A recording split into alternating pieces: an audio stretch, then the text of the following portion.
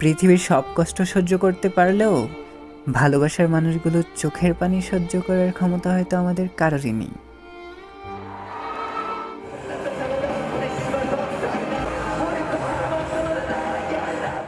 এটা ছিল August D ট্যুরের শেষ দিন।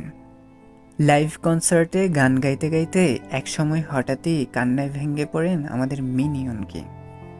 তার কান্না যেন থামছেই না। একটা সময় কান্না করতে করতে সে স্টেজে শুয়ে পড়ে। আমরা সবাই হয়তো জানি তার শৈশব আর কৈশোরের অনেকটা সময় বিষাদময় কেটেছে। না ছিল তার বাবার সাপোর্ট, না ছিল বাসের টিকিট কেনার টাকা, কখনো ছিল না তার কাছে খাবার খাওয়ার পয়সা। বুক ভরা কষ্ট আর আকাশচুম্বী স্বপ্ন নিয়ে গুটি গুটি পায়ে এগিয়ে আজ এত দূর তিনি। আজ হয়তো সে ঠিকই আকাশচুম্বী সফলতা অর্জন করেছেন, কিন্তু একটা সময় যে তাকে বুঝার মতো কেউ ছিল না, সেই চাপা কষ্টটা হয়তো আজও তার মনের মধ্যে কাটার মতো গেঁথে আছে, যেই কারণে মাঝে মধ্যেই তাকে অঝরে কাঁদতে দেখা যায়।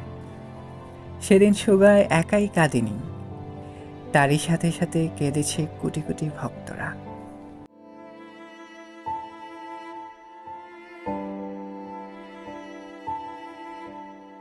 জীবনে বড় হওয়ার জন্য বাবা মায়ের সাপোর্টটা খুবই জরুরি।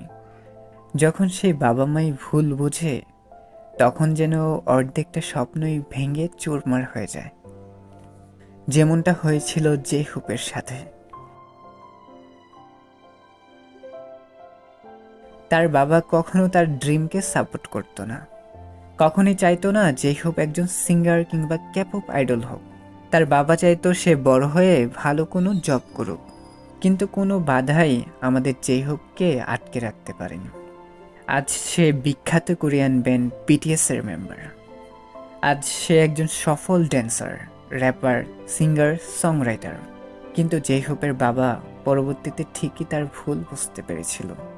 তার 21তম বার্থডের দিন জেহুপের বাবা সেদিন তার সব ভুল বুঝতে পারে, আর জেহুপকে ভিডিও কনফারেন্সের মাধ্যমে জন্মদিনের শুভেচ্ছা জানায়। আর সেই মুহূর্তে জেহুপ নিজেকে আর সামলে রাখতে পারেনি, ছোট্ট বাচ্চার মতো হাউমাউ করে কেঁদে ফেলেছে সে। সব থেকে চুপচাপ ছেলেটা যখন অতীতের কিছু কথা মনে করে অজান্তেই কান্না করে ফেলে। ছোট্টবেলায় যখন জিনের মা তাকে পাশের বাড়ির আন্টির ছেলে মেয়েদেরকে দেখিয়ে কথা শুনিয়ে শুনিয়ে বলতো, দেখ তুই ওর মতো হতে পারিস না, ওরা কত ভালো, ঠিক মতো পড়াশোনা করে,